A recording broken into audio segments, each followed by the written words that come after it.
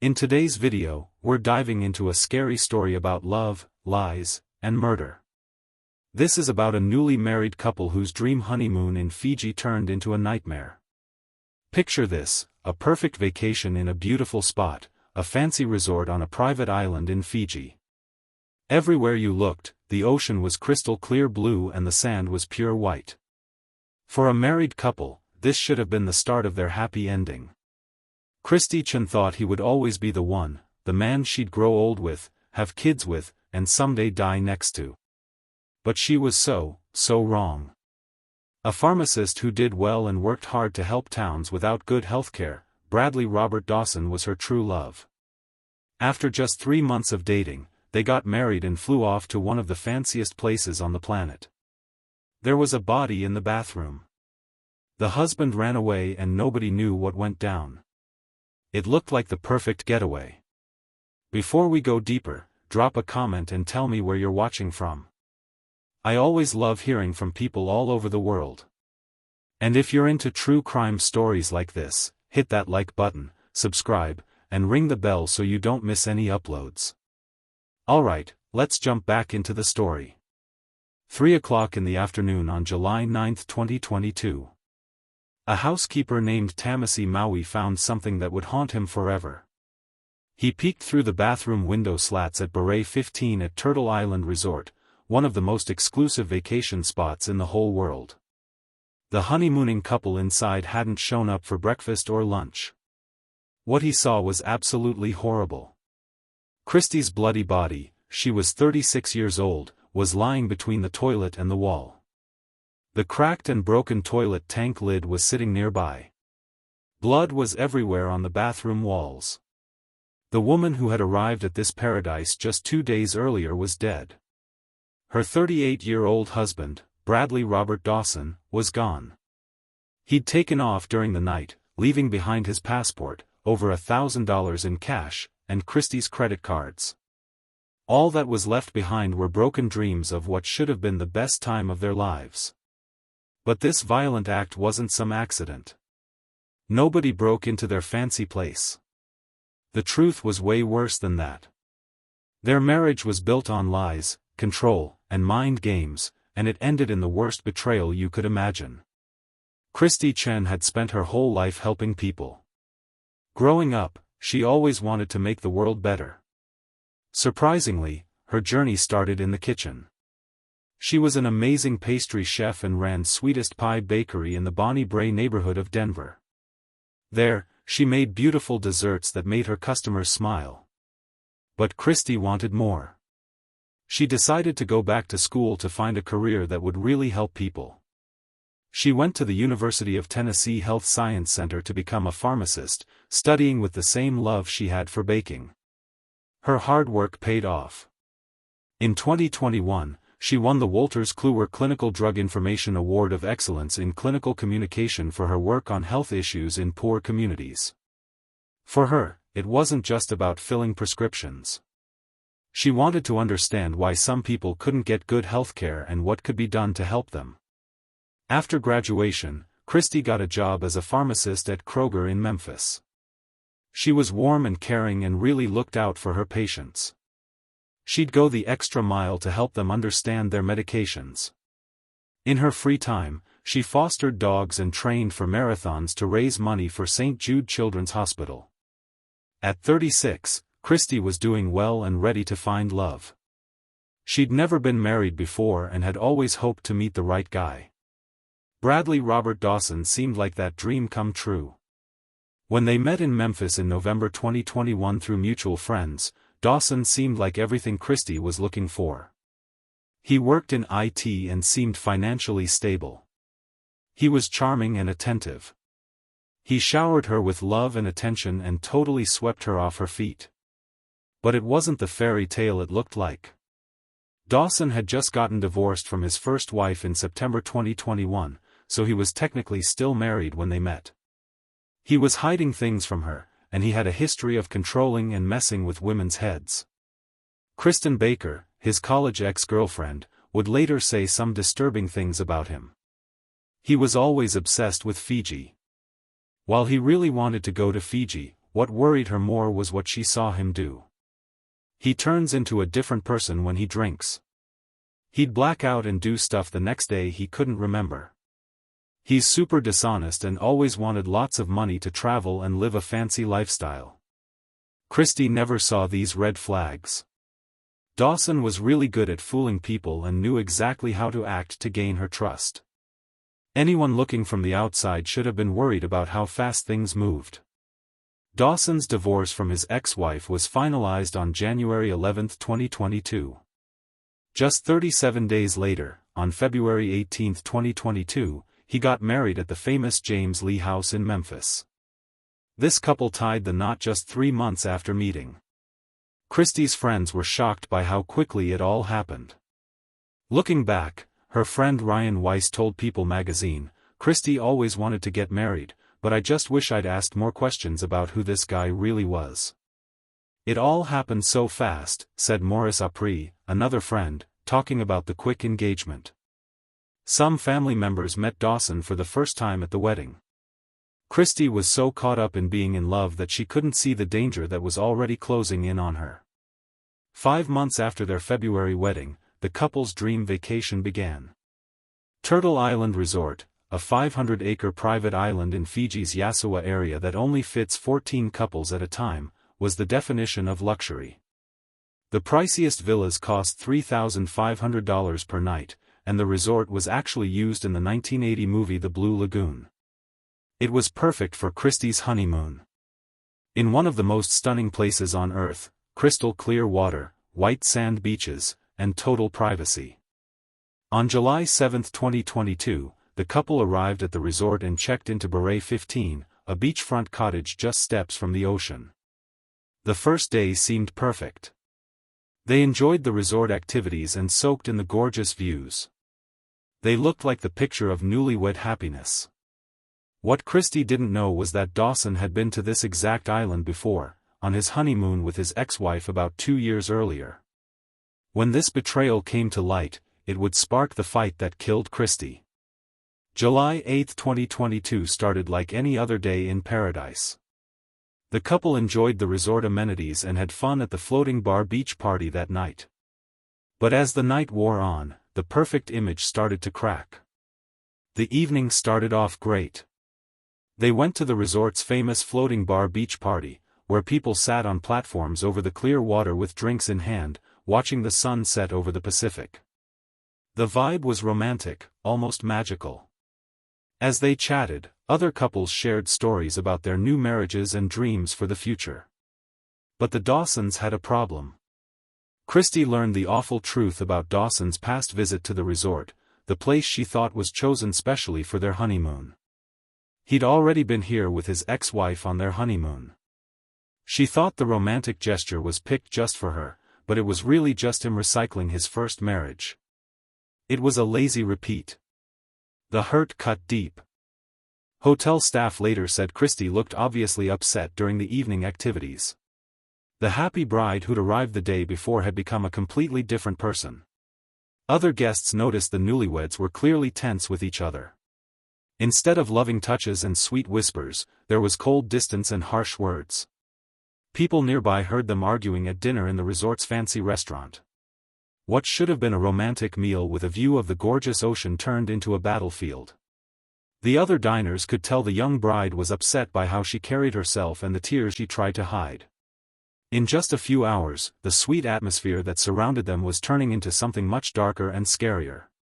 Their fight got worse as the night went on. Christe felt humiliated, betrayed, and trapped on this remote island with a man she was realizing she barely knew. She was far from anyone who could help her, and her fairy tale was falling apart right before her eyes. Around midnight, security cameras caught the couple leaving the party together and heading toward their beachfront bungalow. To outsiders, they looked like any other couple heading to bed.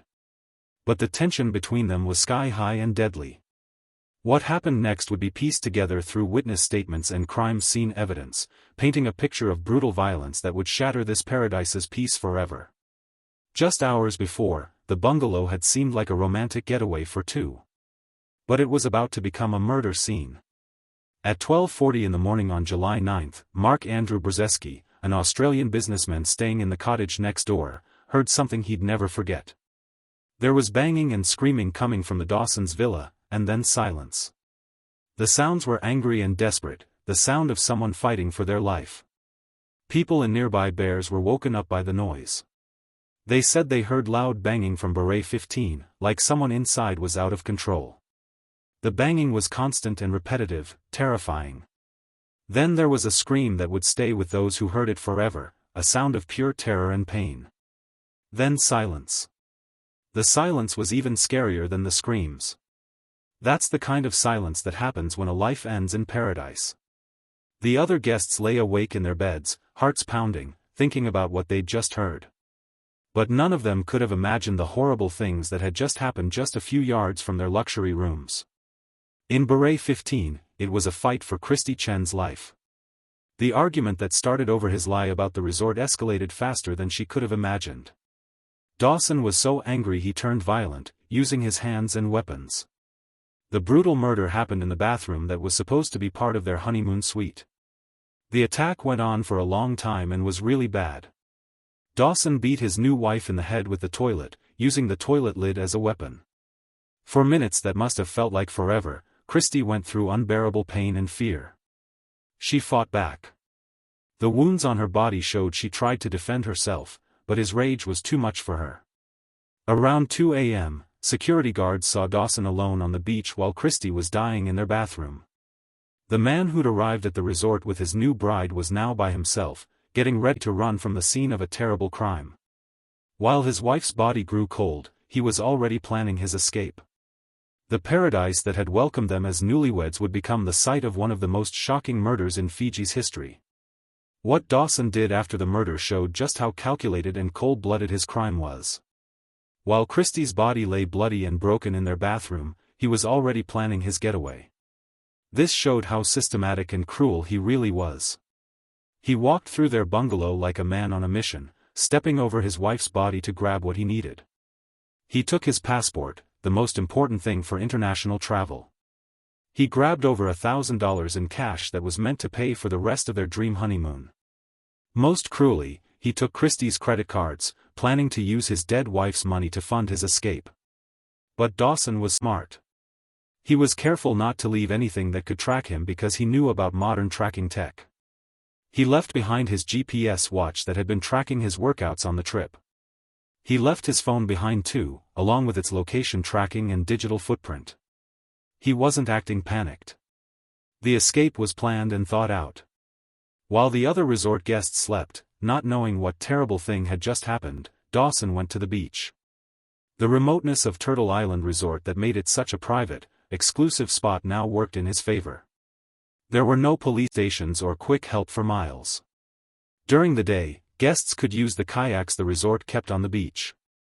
That night, Dawson dragged one of these boats into the water. The ocean that looked so pretty and inviting when they first arrived was now his escape route. In the darkness, the kayak trip to nearby Matamanoa Island was risky.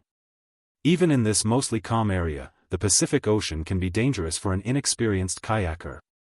But his need to run drove him forward. Each paddle stroke took him further from the crime scene and toward the freedom he hoped for. He was on the run for 36 hours before Christe's body was found. During those 36 hours, he thought he'd gotten away with murder. The remoteness of Turtle Island Resort that made it hard to reach was now hurting the investigation. There was no way to immediately call police or send a quick response team. While Dawson was free, he probably thought he'd pulled off the perfect crime. He was far from home in a place where he thought he could hide in the worst way possible. The man who'd promised to love and cherish Christe till death do them part kept that promise, and thought he could just sail away from the consequences.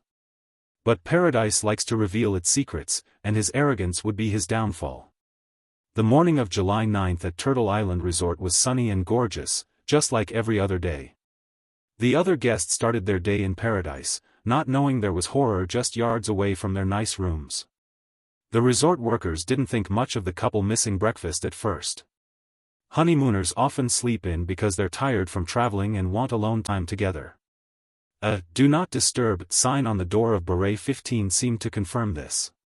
Some guests left their room service trays outside while they ate privately in their rooms. But as morning turned to afternoon and the Dawsons still hadn't shown up, worry started to grow. This resort had everything you could want, and there were scheduled activities for everyone. It became obvious the newlyweds weren't around.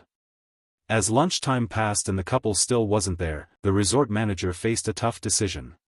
The "Do Not Disturb" sign was still up, and the exclusive resort didn't want to bother honeymooners. Turtle Island really cared about guest privacy, but something felt wrong. The manager talked to other staff. "Has anyone seen the Dawsons?" Security guards said they saw them leave the beach party the night before, but nobody had seen them since. The couple missed lunch and the morning snorkeling trip and the afternoon nature walk. A property that prided itself on personal service and keeping guests engaged had never had so many no-shows. Finally, around 3 in the afternoon, a decision was made. The resort manager told Tamasi Maui, the housekeeper, to check on the couple. Despite the "Do Not Disturb" sign, the decision came from real concern for the guests' well-being. But it would put him in a situation he never could have imagined. With some hesitation, Maui approached Bure 15. He felt bad having to disturb guests, especially couples who might be having a private moment. He gently knocked on the front door and called out in accented English, "Housekeeping? Is everything okay?" Silence. He knocked again, louder this time. "Mr. and Mrs. Dawson? This is housekeeping checking on you." Maui walked around the bungalow looking for any sign of the guests, growing more worried. The windows facing the water had louvered panels that could be opened to let in fresh ocean air. When the curtains weren't fully closed, these louvers sometimes let you see inside. Something caught his eye at the bathroom window. Through the louvers, Maui saw something that would scar him for life. Christie's broken body was lying there between the toilet and the wall. Blood covered the bathroom floor and walls. The toilet lid had obviously been used as a weapon because it was broken and cracked nearby. The woman who'd come to this paradise 2 days ago as a beautiful bride was now dead, her body showing horrible signs of an attack nobody could have imagined. Maui stumbled backward from the window, still trying to process what he'd seen. This was supposed to be a romantic, luxurious spot where the world's wealthiest couples celebrated their love. Murder was unthinkable in this setting, but the evidence before him made it clear. Maui ran to find the resort manager quickly, his hands shaking. The Fiji police were called immediately. Even though it would take a long time to get them to the remote island, staff members stood guard at the crime scene to make sure nobody else could see what happened in Bure 15. Where was Bradley Robert Dawson? His sudden absence set off alarm bells right away. Had he been kidnapped?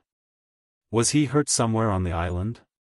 Or was there something darker going on with his disappearance? The search started immediately. Since the island wasn't very big, there weren't many places to hide. Staff searched every part of Turtle Island, calling out Dawson's name as they went. They looked everywhere he might be hiding. They found nothing. Then someone on the beach noticed a kayak was missing. It hit like lightning. Dawson hadn't been hurt or kidnapped. He'd run. That meant only one thing: he was guilty of the murder in Bure 15.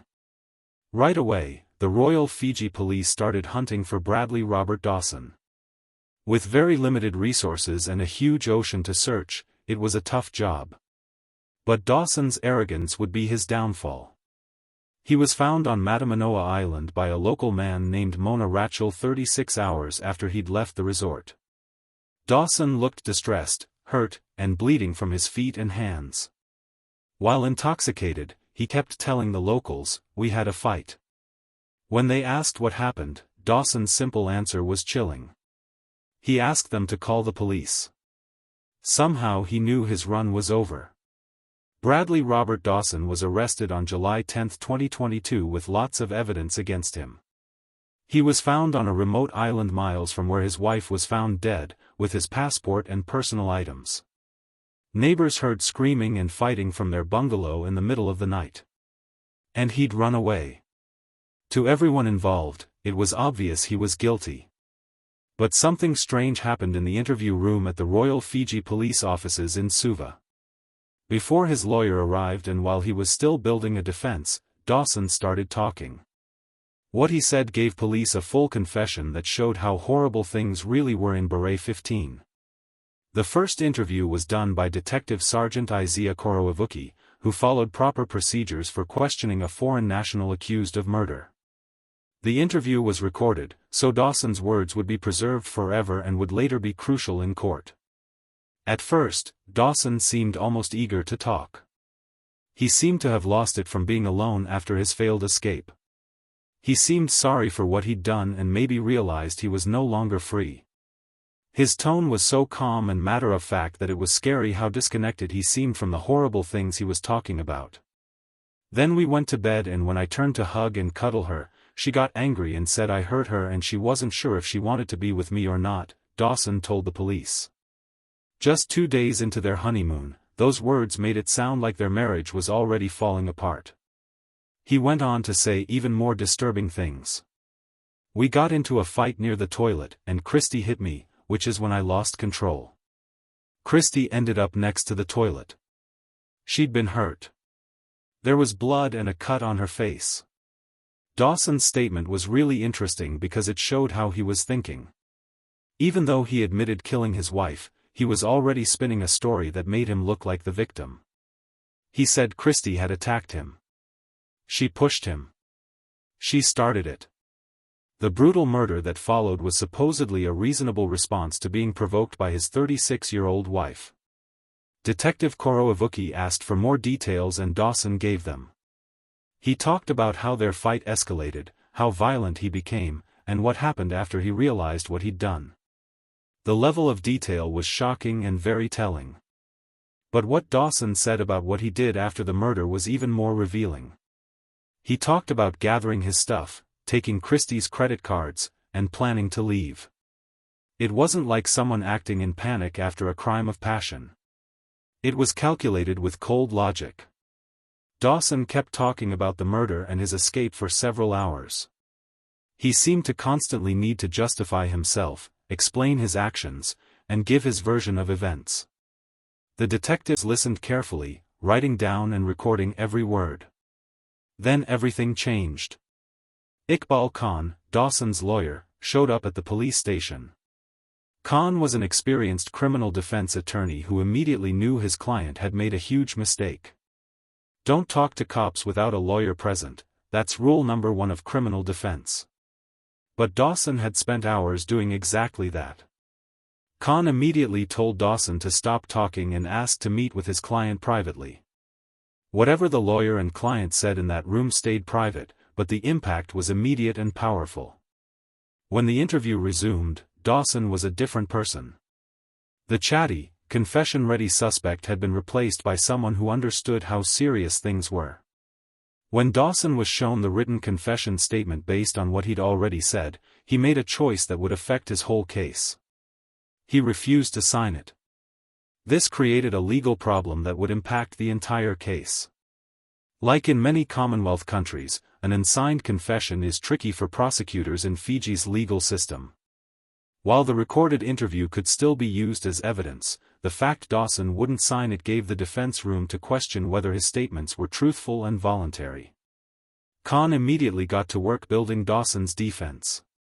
Right now, it's complete denial, he told the press. There's no evidence he killed his wife. As it stands, there's nothing linking him to the crime. This was a bold statement given how Dawson was arrested and the recorded confession, but it showed the defense would challenge every part of the prosecution's case. The transformation was truly remarkable. The man who'd confessed in great detail just hours before was now claiming complete innocence. The confession that seemed like a major breakthrough turned into a piece of evidence that would be fought over for 2.5 years. Still, the damage was done. Prosecutors could prove Dawson's guilt based on the words he'd spoken on tape before he fully understood what he was doing. His refusal to sign the statement might cause legal headaches, but it couldn't erase the fact he'd verbally admitted to killing his wife. Dr. James Kalajivicki's autopsy revealed the awful truth about Christe's final moments. She died from severe head trauma caused by multiple blows to the skull. There were deep cuts and bruises all over her face and body, severe swelling around her eyes and mouth, a large wound on her back with several smaller ones, and cuts and bruises all over her right arm. Christe's injuries were so severe that her body couldn't be embalmed for transport to the United States. She had to be cremated in Fiji. Her parents couldn't have a proper funeral and burial in their home country. Despite what seemed like his confession, Dawson pleaded not guilty to murder charges from his jail cell. He told reporters, "We never had any physical fights in our relationship and she was my everything." His defense team, first led by Iqbal Khan and later by Anil Prasad, argued that Christe's death was an accident from a drunken fall. But the evidence against Dawson was overwhelming. There was forensic evidence from the crime scene, witness statements about sounds of violence, and most importantly, his own words about how he killed Christe. Dawson sat in a Fiji jail for over 2 years waiting for his trial. He wasn't allowed bail while the case moved slowly through the court system. Bradley Robert Dawson finally faced justice in Lautoka High Court in December 2024. During the 8-day trial, 14 witnesses testified against him, and each piece of evidence built the strong case against him. Dawson chose not to testify in his own defense and didn't call any witnesses. The evidence was overwhelming. Witnesses heard fighting from their bungalow, the attack was extremely violent, the suspect fled with his passport and cash, and he himself told police he lost control and hurt her. Justice Riaz Hamza carefully tore apart the defense's accident theory. The judge said Dawson being found with his passport and other items showed he'd planned to run.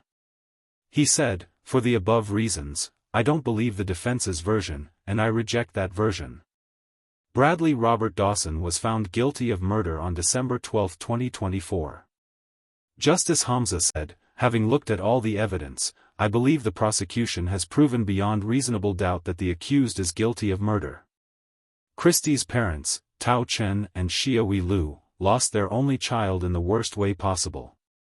At the sentencing hearing on February 11, 2025, they gave victim impact statements that showed how devastating the crime had been for them. Tao Chen said, "She was my only child, my little girl, and my reason for living. Finding meaning in life that feels empty every day since her death has been so hard." Christe's mother gave a harsh statement to the man who killed her daughter. "No mother should have to know this is how her daughter's life ended, and by the hands of the very person who promised to love, honor, and cherish her. I only hope the rest of your life is sad, lonely, and full of pain. What you did to her in her final moments is horrible, and I hope it haunts you." Justice Hamza gave Bradley Robert Dawson a life sentence with at least 18 years in prison before he could be considered for parole. Dawson will be eligible for parole in 2043 when he's 63 years old. Christe Chen, on the other hand, will never see her 37th birthday, have children, or continue her work helping underserved communities get medical care. Thanks for watching this story. True crime cases like this leave us with so many questions, but also important lessons. Share your thoughts below and subscribe for more. Stay safe and I'll see you next time.